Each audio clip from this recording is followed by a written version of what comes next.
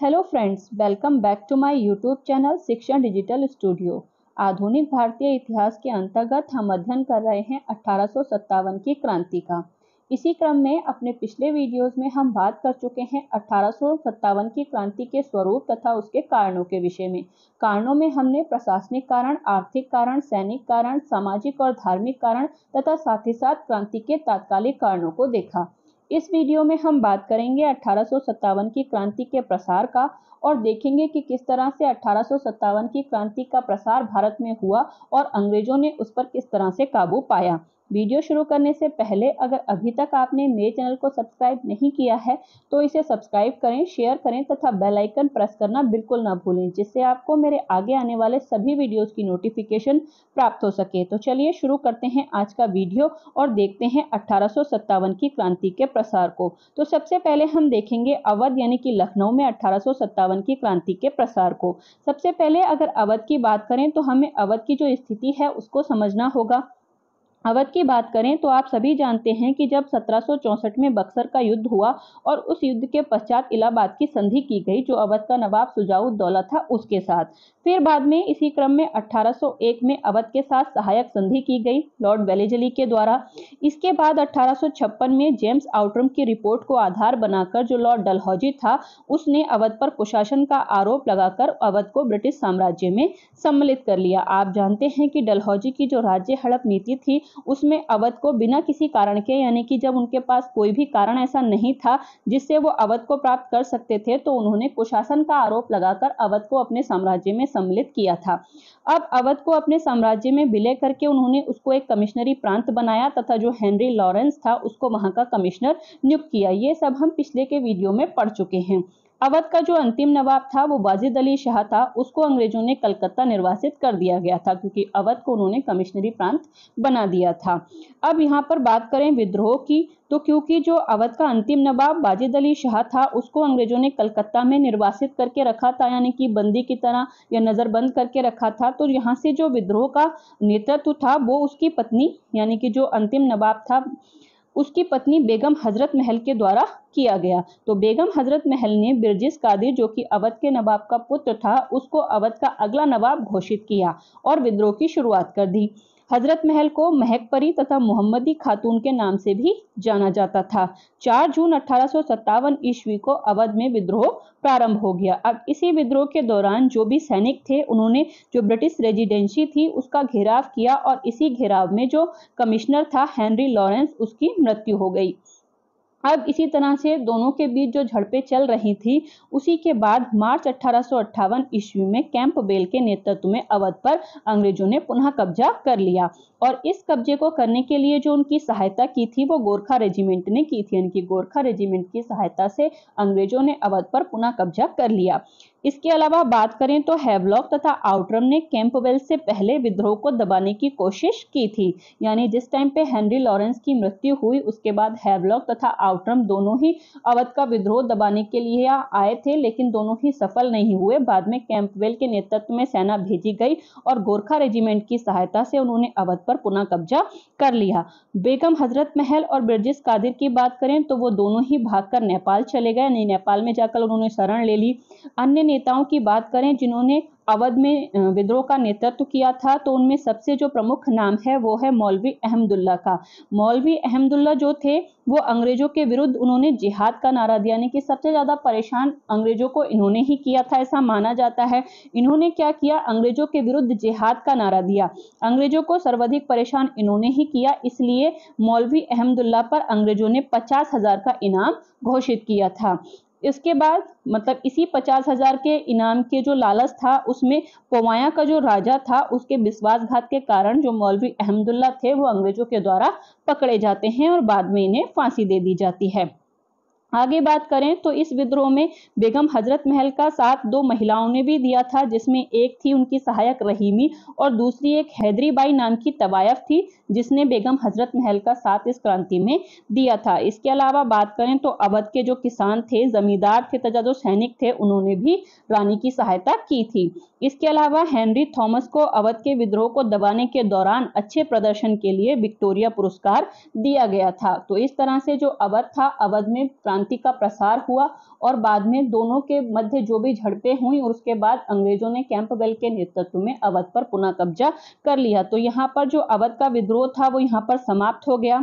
आगे बात करेंगे हम कानपुर में 1857 की क्रांति के प्रसार का, क्योंकि अवध के बाद जो क्रांति का प्रसार हुआ वो कानपुर में हुआ। तो अब कानपुर को देखते हैं। पहले कानपुर की स्थिति को समझें। तो कानपुर में जो ये मराठाओं से संबंधित है। अंतिम मराठा जो थे वो पेशवा बाजीराव द्वितीय थे, जिनके साथ अंग्रेजों ने 1802 में सहायक संधि की थी। अगर आपने मराठा वाला चैप्टर देखा होगा तो आप इसको अच्छे से कनेक्ट कर पा रहे होंगे।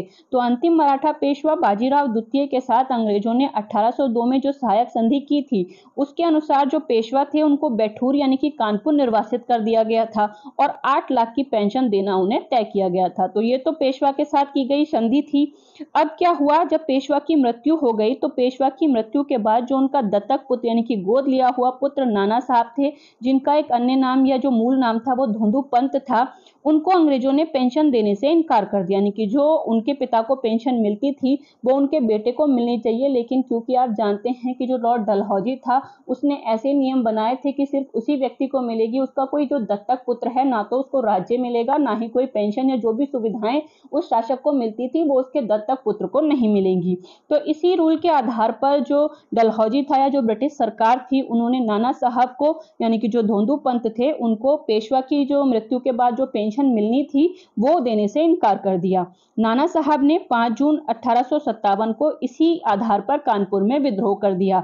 नाना साहब के अगर सहायकों की बात करें तो दीवान अजीमुल्ला खां, जो नाना साहब यानी कि जो पेशवा के दीवान थे वो, इसके अलावा तात्या टोपे जो उनकी सैनिक जो टुकड़ी थी उसका नेतृत्व कर रहे थे यानी कि सेनापति थे एक टाइप से, ये दोनों क्या थे, उनके सहायक थे। नाना साहब ने यहाँ पर स्वयं को पेशवा घोषित करके विद्रोह कर दिया। नाना साहब की सेना का जो नेतृत्व था वो तात्या टोपे के पास था, यानी कि तात्या टोपे इनका सैनिक नेतृत्व देख रहे थे। अब विद्रोह की जब शुरुआत होती है तो विद्रोह शुरू होने पर ब्रिटिश कमांडर सर ह्यू व्हीलर ने सुरक्षा पूर्वक इलाहाबाद पहुंचने के आश्वासन पर नाना साहब के सामने आत्मसमर्पण कर दिया।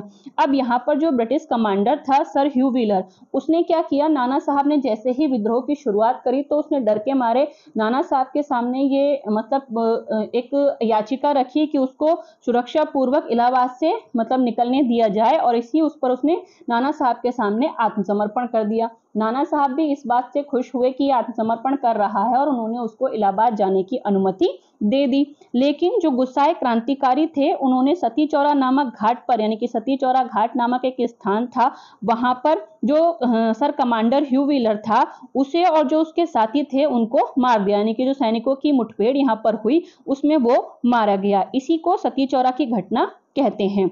15 जुलाई 1857 ईस्वी को बीबीगढ़ नामक स्थान पर भी कुछ अंग्रेज स्त्री और बच्चों को नाना साहब के सैनिकों ने मार डाला। यानी कि ये जो 2 घटनाएं हैं वो नाना साहब के ऊपर एक तरह से कलंक साबित हुई। यहाँ पर एक नोट है उसे देख लेते हैं। तो नाना साहब को इसके लिए यानी कि जो ऊपर 2 घटनाएं हुई बीबीगढ़ की और जो सती चौरा घाट की थी, उनके लिए नाना साहब को उत्तरदायी ठहराया गया। परंतु हार्ड स्टेट नामक एक ब्रिटिश महिला थी, उसने लिखा कि नाना साहब का इस घटनाक्रम में कोई योगदान नहीं था, क्योंकि उन्होंने तो जब उसने आत्मसमर्पण किया तो उसे जाने की आज्ञा दे दी थी, लेकिन जो गुस्साए क्रांतिकारी थे उन्होंने इस घटना को अंजाम दिया। उन्होंने यानी कि जो हार्ट स्टेट नामक महिला थी उसका कहना था कि नाना साहब ने तो खुद 108 लोगों को विद्रोहियों से बचाया था। बाद में उसने अपना ये स्टेटमेंट दिया क्योंकि ये जो महिला थी वो उन्हीं लोगों में शामिल थी।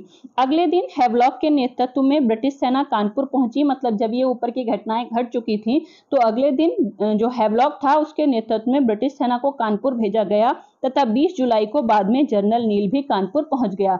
ऊपर देखा कि 15 जुलाई को वो घटनाएं घटती हैं, उसके बाद अगले ही दिन हैवलॉक वहां जाता है और 20 जुलाई को कर्नल जो नील था वो वहां पहुंच जाता है। उसे कानपुर पर कब्जा कर लिया, यानी कि उसने क्या किया, यहाँ पर जाकर कानपुर पर कब्जा कर लिया। 21 नवंबर को विद्रोहियों ने कानपुर पर पुनः कब्जा कर लिया, यानी कि 20 जुलाई को जाके नील जो अपनी सेनाएं लेकर गया था उससे उनने कानपुर पर अधिकार कर लिया। लेकिन क्योंकि क्रांतिकारी यहाँ पर ज्यादा गुस्से में थे तो उन्होंने अगले ही मतलब 21 नवंबर को आगे आकर 21 नवंबर को विद्रोहियों ने जो कानपुर था उसे अंग्रेजों से पुनः छीन लिया। फिर 16 दिसंबर 1857 ईस्वी को पुनः कैंपबेल, आप जानते हैं कि यही कैंपबेल है जिसने अवध का भी विद्रोह दबाया था। तो अवध का विद्रोह दबाने के बाद ये कैंपबेल यहाँ पर आता है और वो कानपुर पर पूर्ण अधिकार कर लेता है दिसंबर 1857 में। आगे नाना साहब भागकर यहाँ से नेपाल चले जाते हैं। जैसे कि आपने पीछे देखा कि जो अवध की शासिका थी बेगम हजरत महल और जो उसका पुत्र था बिरजिस कादिर, वो भी भागकर नेपाल चले गए थे। तो इसी तरह नाना साहब यहाँ से भागकर नेपाल चले जाते हैं और जो तात्या टोपे थे उनके सेनापति वो कालपी में जाकर रानी लक्ष्मीबाई से मिल जाते हैं, यानी कि रानी लक्ष्मीबाई जो विद्रोह कर रही थी अंग्रेजों के खिलाफ उसमें जाके शामिल हो जाते हैं। तो अब आगे हम देखेंगे झांसी में 1857 की क्रांति का प्रसार कैसे हुआ, किसने वहां का नेतृत्व किया और अंग्रेजों ने पुनः इस पर कब्जा कैसे किया। तो झांसी की बात करें तो झांसी में 1857 की क्रांति का प्रसार समझने से पहले हम झांसी की स्थिति को देखेंगे। झांसी की स्थिति की बात करें तो झांसी के शासक गंगाधर राव की मृत्यु हो जाती है। उनकी मृत्यु के पश्चात अंग्रेजों ने उनका जो पुत्र था यानी कि दत्तक पुत्र था दामोदर राव, उसको उत्तराधिकारी नहीं माना। डलहौजी ने झांसी को ब्रिटिश साम्राज्य में मिला लिया, क्योंकि डलहौजी की यही नीति थी कि अगर किसी का पुत्र नहीं है तो वो दत्तक पुत्र जो गद्दी है उसका वारिस नहीं हो सकता। तो इसी आधार पर उन्होंने झांसी को अपने साम्राज्य में मिला लिया, जो रानी लक्ष्मीबाई थी उन्हें पसंद नहीं आया और रानी लक्ष्मीबाई ने विद्रोह कर दिया। विद्रोह का प्रारंभ 5 जून 1857 ईस्वी को हुआ। इसका जो नेतृत्व था वो रानी लक्ष्मीबाई के द्वारा किया गया। रानी लक्ष्मीबाई की अगर बात करें तो पहले इनके थोड़े जीवन के बारे में देख लेते हैं। तो इनके जन्म की बात करें तो इनका जन्म वाराणसी में हुआ था। इनका जो मूल नाम था वो मणिकर्णिका यानी कि मनु था। इनके पिता का नाम मोरोपंत तांबे था, जो कि बाजीराव द्वितीय था उसके सेवक थे। बचपन इनका बिठूर में बीता। नाना साहब और तात्या टोपे के साथ विवाह इनका झांसी के राजा गंगाधर राव से हुआ था और गंगाधर राव की मृत्यु के पश्चात इन्होंने झांसी का जो नेतृत्व था वो संभाला था। इसके अलावा इनके द्वारा इसी विद्रोह के दौरान दिया गया जो वक्तव्य था वो ये था कि मैं अपनी झांसी नहीं दूंगी। रानी लक्ष्मीबाई की एक हमशक्ल थी झलकारी बाई, जिन्होंने रानी लक्ष्मीबाई जब महल से निकल जाती हैं तो अंग्रेजों को काफी देर तक बेवकूफ बनाकर रखा था। 23 मार्च 1858 ईस्वी को विद्रोह दबाने के लिए जनरल ह्यूरोज झांसी पहुंचा। उसने झांसी को घेर लिया तथा 8 दिन तक दोनों सेनाओं के मध्य युद्ध होता रहा। बाद में क्योंकि जो अंग्रेज थे वो जो किला था उसके अंदर प्रवेश नहीं कर पा रहे थे, लेकिन बाद में कुछ विश्वासघातियों के कारण अंग्रेजों को किले में प्रवेश मिल गया। रानी सैनिक वेश में बचकर कालपी पहुंच गई और ह्यूरसन रानी का पीछा करते हुए कालपी में भी चला गया। और यहीं कालपी में जो नाना साहब थे जब वो नेपाल चले जाते हैं तो उनका जो साथी यानी कि जो तात्या टोपे थे वो रानी लक्ष्मीबाई से आकर कालपी में मिल जाते हैं।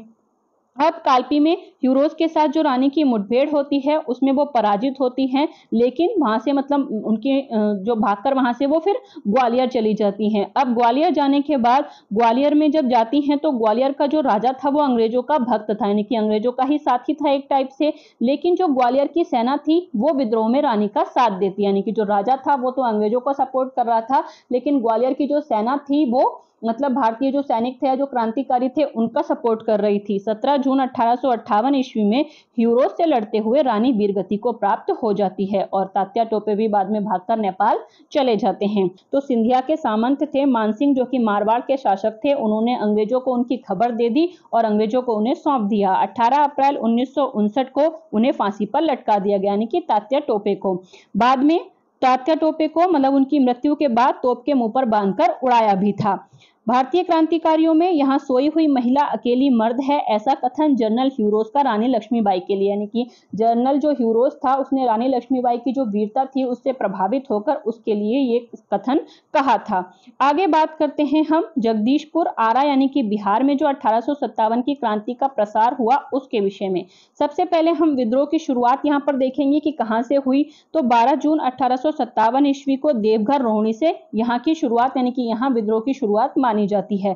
3 जुलाई 1857 ईस्वी को पुनः पटना से होता है विद्रोह और यहाँ पर जो नेतृत्व था वो पीर अली के द्वारा किया गया था। विलियम टेलर के द्वारा ये जो विद्रोह हुए थे उनका दमन कर दिया गया और जो पीर अली था उसको फांसी दे दी गई। इसके पश्चात जो बिहार वाला एरिया था वहां पर अनेक जगहों से विद्रोह की शुरुआत होती है, जैसे कि दानापुर में, आरा में, गया में, शाहाबाद यानी कि जगदीशपुर में और मुजफ्फरनगर में। जो जगदीशपुर था वहां का जो विद्रोह था वो सबसे ज्यादा परेशानी का सबब अंग्रेजों के लिए बना था, क्योंकि सबसे बड़ा जो विद्रोह था वो जगदीशपुर से ही हुआ था और जगदीशपुर से इस विद्रोह का जो नेतृत्व था वो बाबू कुंवर सिंह के द्वारा किया गया था, जिनकी उस समय जो आयु थी वो 80 वर्ष की थी। यानी कि 80 वर्ष की आयु में भी उन्होंने अंग्रेजों को बहुत ज्यादा परेशान किया था। कारण की बात करें कि यहाँ से विद्रोह का क्यों शुरुआत हुई, तो अपनी जमींदारी का जो प्रबंध था, क्योंकि जो बाबू कुंवर सिंह थे वो जमींदार थे, तो वो अपनी जमींदारी का प्रबंध नहीं कर पा रहे थे और अपनी जमींदारी का जो प्रबंध था वो बोर्ड ऑफ रेवेन्यू को सौंपना चाहते थे। लेकिन उनका यह प्रस्ताव जो बोर्ड ऑफ रेवेन्यू था उसने अस्वीकृत कर दिया था और वो जमींदारी अपने पास रखना नहीं चाहते थे, इसीलिए उन्होंने विद्रोह कर दिया। अब घटनाक्रम की बात करें तो यहाँ पर देखते हैं हम कि क्या घटनाक्रम यहाँ पर होता है। कुंवर सिंह ने पहले शाहाबाद यानी कि जगदीशपुर को मुक्त कराया, यानी कि विद्रोह किया और जो शाहाबाद जगदीशपुर वाला एरिया था उसे मुक्त करा लिया। अंग्रेज अधिकारी था यहाँ पर डनवर, उसको पराजित कर दिया। इसके बाद वो अतरौलिया पहुंचे और यहाँ पर मिलमैन के नेतृत्व वाली सेना को पराजित किया। पुनः मिलमैन व डेम्स की संयुक्त सेना को पराजित किया। पुनः कैनिंग ने मार्क के नेतृत्व में सेना भेजी, मतलब एक के बाद एक अंग्रेज सेनाएं भेज रहे हैं और जो बाबू कुंवर सिंह है वो उनको पराजित करते जा रहे हैं। बाद में जो कैनिंग था, लॉर्ड कैनिंग, उसने मार्क्स के नेतृत्व में सेना भेजी, परंतु कुंवर सिंह ने इसे भी पराजित कर दिया। बाद में अंग्रेजों ने डगलस की सेना भेजी और डगलस की सेना से मुकाबला करते समय बाबू कुंवर सिंह के हाथ में एक गोली लग गई। गोली लगने के बाद उन्होंने अपने उस हाथ को काटकर गंगा में फेंक दिया और 22 अप्रैल 1858 ईस्वी को उसी हालत में जगदीशपुर पहुंचे। बाद में वहीं पर जाकर ली ग्रैंड के नेतृत्व वाली जो सिख सेना थी उसको भी पराजित किया। 26 अप्रैल 1858 ईस्वी में जहर फैलने के कारण स्वाभाविक रूप से उनकी मृत्यु हो गई। यानी कि ये ऐसे क्रांतिकारी थी जिनकी मृत्यु अंग्रेजों के हाथों नहीं बल्कि स्वयं की मृत्यु हुई थी। इनकी मृत्यु के बाद जो यहाँ का विद्रोह था उसका नेतृत्व इनके भाई अमर सिंह ने संभाला था। दिसंबर 1858 ईस्वी में विलियम टेलर और विंसेंट आयर ने बिहार का जो विद्रोह था उसे दबा दिया और इस तरह से बिहार में जो क्रांति का प्रसार था उसे समाप्त कर दिया गया। यहाँ पर हम देखेंगे 1857 की क्रांति के प्रमुख स्थान जहां जहां से विद्रोह किया गया और वहां पे कौन नेतृत्व उसका कर रहा था, साथ ही साथ कौन से अंग्रेजों के जर्नल थे या अंग्रेजों के सेनापति थे जिन्होंने उस विद्रोह को वहां पर दबाया। तो सबसे पहले एक तरफ है स्थान की बात करेंगे, उसके बाद नेतृत्व, उसके बाद दमनकर्ता की। सबसे पहले जो विद्रोह की शुरुआत हुई आप जानते हैं कि वो मेरठ से हुई और मेरठ में कदम सिंह नाम का एक सैनिक था, उसने इस विद्रोह की शुरुआत करी थी। बाद में आके जो मंगल पांडे की घटना होती है वो इसके बाद की घटनाएं हैं। उसके बाद दिल्ली की बात करें तो दिल्ली में बहादुर शाह जफर और बख्त खां के द्वारा नेतृत्व किया गया था और निकलसन तथा हर्सन ने इस विद्रोह को यहाँ पर दबाया था। लखनऊ की बात करें तो बेगम हजरत महल और ब्रिजेश कादिर ने नेतृत्व किया। यहाँ पर जो विद्रोह का दमन था वो कैंपबेल के द्वारा किया गया था। आगे बात करते हैं कानपुर की, तो कानपुर में नाना साहब और तात्या टोपे के द्वारा विद्रोह का नेतृत्व किया गया और यहाँ पर भी कैंपबेल और हैवलॉक के द्वारा इस विद्रोह को दबाया गया था। झांसी की बात करें तो रानी लक्ष्मीबाई के द्वारा नेतृत्व किया गया और ह्यूरोज के द्वारा दमन किया गया। इलाहाबाद की बात करें तो लियाकत अली यहाँ का नेतृत्व कर रहे थे और कर्नल नील के द्वारा इलाहाबाद के विद्रोह को दबाया गया था। बनारस की बात करें तो यहाँ पर जो जनता थी वही विद्रोह का नेतृत्व कर रही थी, यानी कि यहाँ पर उनके पास कोई नेता नहीं था बल्कि जो जनता थी वही विद्रोह कर रही थी और कर्नल नील ने इस विद्रोह का दमन यहाँ पर किया था। बिहार की बात करें तो कुंवर सिंह और उनके भाई जो अमर सिंह थे उन दोनों ने विद्रोह का नेतृत्व किया और विलियम टेलर के द्वारा बाद में इस विद्रोह को दबाया गया। फैजाबाद की बात करें तो मौलवी अहमदुल्ला, इन्होंने विद्रोह की जो नेतृत्व था वो फैजाबाद से किया और जनरल रेनार्ड के द्वारा इसे दबाया गया। बरेली की बात करें तो खान बहादुर खान ने नेतृत्व किया और विंसेंट आयर तथा कैंपबेल ने इस विद्रोह का दमन यहाँ पर किया था। इसके अलावा मंदसौर की बात करें तो मंदसौर में मुगल शहजादा फिरोज शाह, मतलब मुगल शहजादा था फिरोज शाह, उसने यहाँ पर जो विद्रोह था उसका नेतृत्व किया था। इसके बाद छोटी छोटी जगहें हैं जहां से अंग्रेजों के खिलाफ 1857 में विद्रोह किए गए, तो उन्हें देखते हैं। तो असम में दीवान मनीराम के द्वारा, उड़ीसा में सुरेंद्र शाही और उज्जवल शाही के द्वारा, गंजाम में राधे कृष्ण दंडसेना के द्वारा, कुल्लू में प्रताप सिंह और वीर सिंह के द्वारा, कोटा में जयदयाल और हरदयाल के द्वारा, गुड़गांव तथा जो मेवात वाला एरिया था वहां पर सदरुद्दीन और राव तुलाराम के द्वारा जो विद्रोह का नेतृत्व था वो किया गया था। इसके अलावा गोवा की बात करें तो गोवा में दीपूजी राणा के द्वारा, गोरखपुर में गजाधर सिंह के द्वारा और मथुरा में देवी सिंह के द्वारा विद्रोह का नेतृत्व किया गया था। आगे और भी स्थान हैं जैसे कि रायगढ़ में अवंतीबाई के द्वारा, महाराष्ट्र में रंगो बापूजी गुप्ते के द्वारा, हैदराबाद में सोनाजी पंत और रंगराव पांडे के द्वारा और गोलकुंडा में चिंता भूपति और सन्यासी भूपति के द्वारा, मद्रास में अश्वगिरी और कृष्णा के द्वारा विद्रोह का नेतृत्व किया गया था। इसके अलावा क्रांति से संबंधित कुछ अन्य महत्वपूर्ण तथ्यों को देख लेते हैं। तो मौलवी जो अहमदुल्ला थे उनको पोवाया में गोली मारी, क्योंकि पोवाया के राजा की जो पोवाया का राजा था उसके द्वारा मुखबरी यहाँ पर की गई थी। मौलवी अहमदुल्ला की बात करें तो मौलवी अहमदुल्ला को पोवाया में गोली मारी गई, क्योंकि पोवाया का जो शासक था उसी ने ही जो अंग्रेजों को मुखबरी की थी, यानी कि अंग्रेजों ने इनके बारे में। इसके अलावा मौलवी अहमदुल्ला की बात करें तो उनको पोवाया में गोली मारी गई, क्योंकि पोवाया का जो राजा था उसी ने अंग्रेजों को मुखबरी करके इनकी सूचना दी थी। इसके अलावा जो जयदयाल थे उनको तोप से बांधकर उड़ाया गया। 16 नवंबर 1857 ईस्वी को कर्नल जीराट तथा कैप्टन वेलेन नारनौल में मारे गए थे, यानी कि अंग्रेजों के 2 कैप्टन थे उनको यहाँ पर उनकी मृत्यु हो गई थी। इसके अलावा साउथ इंडिया इन 1857 जो ग्रंथ है वो वी डी दिवेकर का लिखा हुआ है कि साउथ इंडिया में जो 1857 की क्रांति थी उसका क्या प्रभाव रहा। इसके अलावा बात करें पंजाब प्रांत की, तो पंजाब प्रांत विद्रोह से पूरी तरह से मुक्त रहा था। रंगो बापूजी गुप्ते के सहायक मानसिंह थे, उनको सार्वजनिक रूप से फांसी दी गई थी। विद्रोह से रहित क्षेत्र की बात करें तो पंजाब, बंगाल, मद्रास और राजपूताना ऐसे क्षेत्र थे जिनमें विद्रोह का प्रभाव नहीं था। अंग्रेजों के साथी की बात करें कि भारतीय ऐसे कौन से शासक थे जिन्होंने अंग्रेजों का ही साथ दिया, तो कश्मीर के राजा, हैदराबाद का निजाम, पटियाला नाभा जींद के सिख शासक और इंदौर के होलकर और ग्वालियर के जो सिंधिया थे उन्होंने अंग्रेजों का साथ दिया था। इसके अलावा बड़ौदा के गायकवाड़ और भोपाल के नवाब तथा टीकमगढ़ और टेहरी के जो शासक थे उन्होंने भी अंग्रेजों का ही साथ दिया था।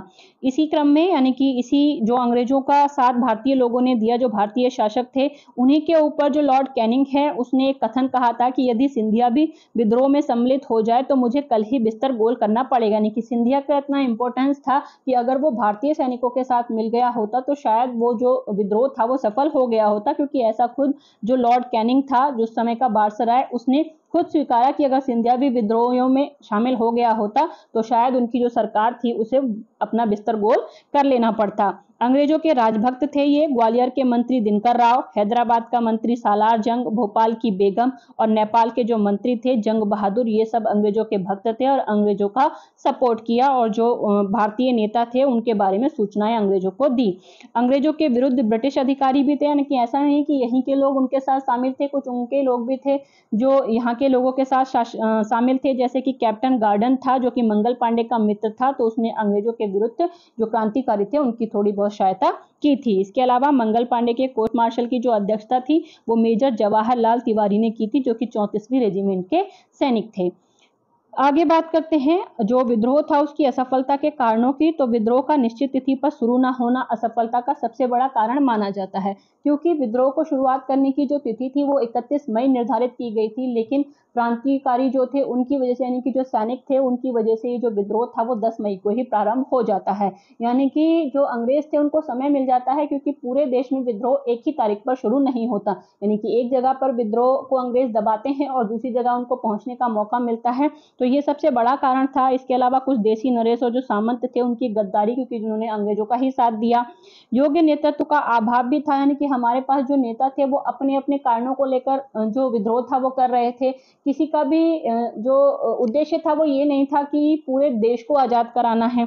इसके अलावा विद्रोह का सीमित स्वरूप भी था, क्योंकि पूरे भारत में ये क्रांति विस्तार इसका नहीं हुआ था। इसके अलावा संगठन का भी अभाव था कि जो भी जगह जगह से विद्रोह किए गए वो एक जगह संगठित नहीं हुए थे।